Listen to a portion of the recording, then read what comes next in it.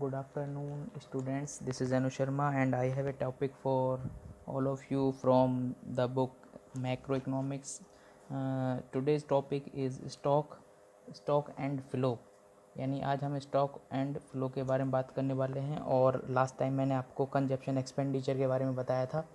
ये consumption expenditure में किस तरीके से मैं बताया था कि किस तरीके से कंजप्शन करते हैं और किस तरीके से एक्सपेंडिचर करते हैं। तो उसी को लास्ट टॉपिक समझते हुए अब आज हम जो नया टॉपिक स्टार्ट कर रहे हैं जिसका नाम है स्टॉक एंड फ्लो।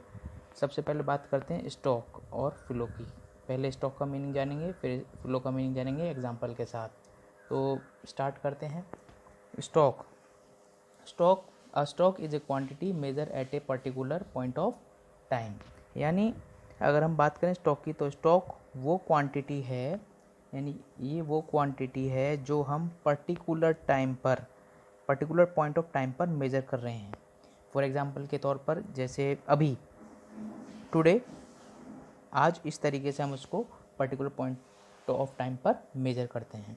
दूसरी तरफ देखते हैं फ्लो। अगर हम किसी क्वांटिटी को एक ही टाइम पर मेज़र करें, अगर हम किसी क्वांटिटी को एक ही टाइम पर मेज़र करें या कर रहे हैं तो वो स्टॉक कहलाती है। और अगर हम उसमें थोड़ा सा गैप कर दें, यानी किसी क्वांटिटी को थोड़ा सा गैप करके किसी भी क्वांटिटी को मेज़र करते हैं, तो वो फ्लो कहलाती है।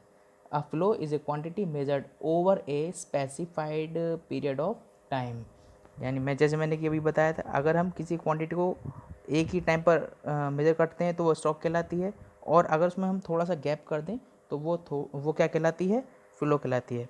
अगर मैं इसके एग्जांपल के साथ चलूँ,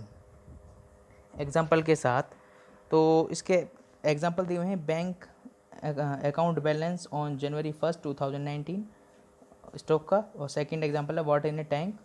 और फ्लो का फर्स्ट एग्जांपल जो है वो pocket money for a month, and second leakage from water tank.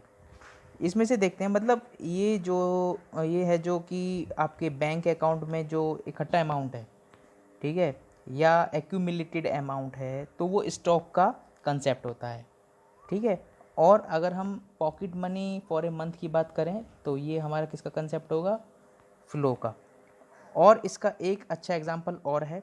अगर मैं दोनों के बीच में डिस्टिंग्विश करूं, यानी डिफरेंस करूं दोनों के बीच में, तो वाटर इन ए टैंक जो कि स्टॉक का काम करेगा। और अगर उस वाटर टैंक में थोड़ा सा लीकेज हो जाए,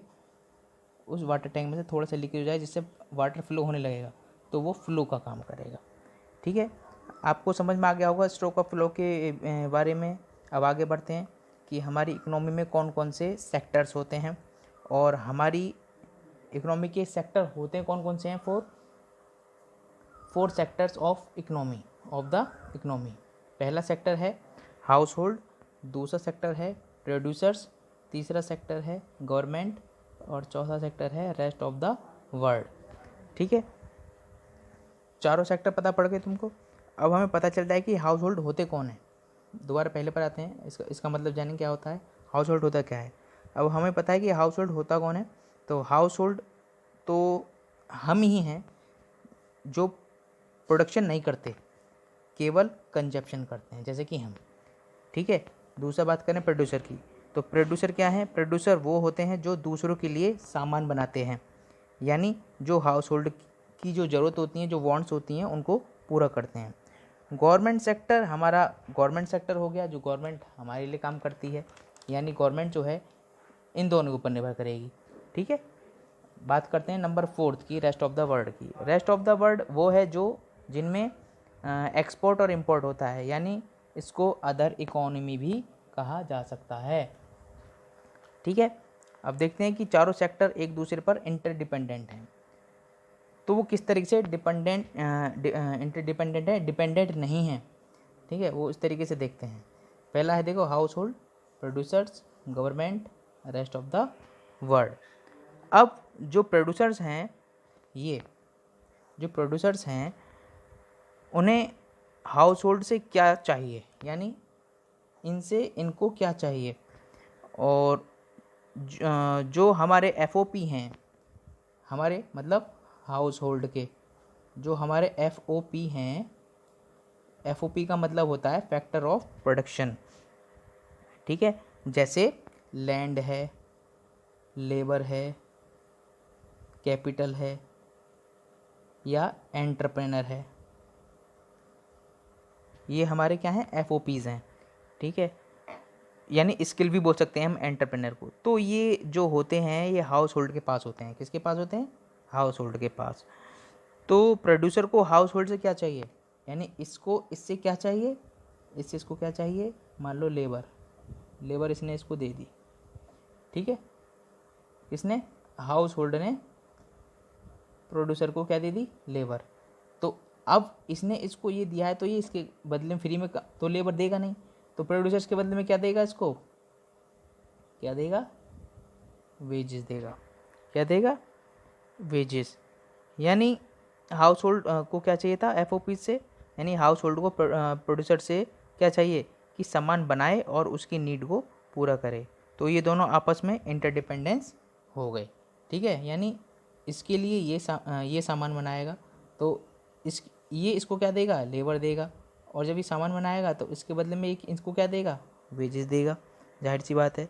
उसी तरह से जो गवर्नमेंट है वो हाउस होल्ड और प्रोड्यूसर पर डिपेंडेंट करती है, यानी ये एक दूसरे पर डिपेंडेंट हो गए तो गवर्नमेंट क्या हुई, गवर्नमेंट इसके ऊपर, इन दोनों के ऊपर डिपेंडेंट हो गई, क्योंकि गवर्नमेंट का जो रेवेन्यू है वो यहीं से मिलता है, इन दोनों से ही, ठीक है।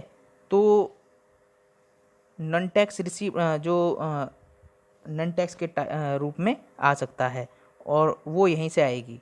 और हाउस होल्ड और प्रोड्यूसर गवर्नमेंट पर क्यों डिपेंड है, क्योंकि गवर्नमेंट वेलफेयर एक्टिविटीज़ और डेवलपमेंट एक्टिविटीज़ डेवलप करेगी, इसलिए इन दोनों पर